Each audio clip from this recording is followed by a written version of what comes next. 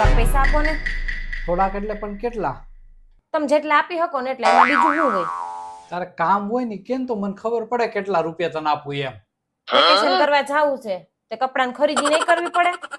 પણ અત્યારે એની ખરીદી હોય, નથી હોળી કે નથી દિવાળી. એ પણ કાન ખુલ્લા રાખો ને, વેકેશન જ કીધું.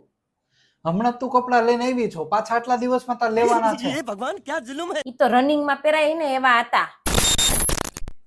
પણ એમાં રનિંગ ને વેકેશન ને એવું બધું શું આવે વળી?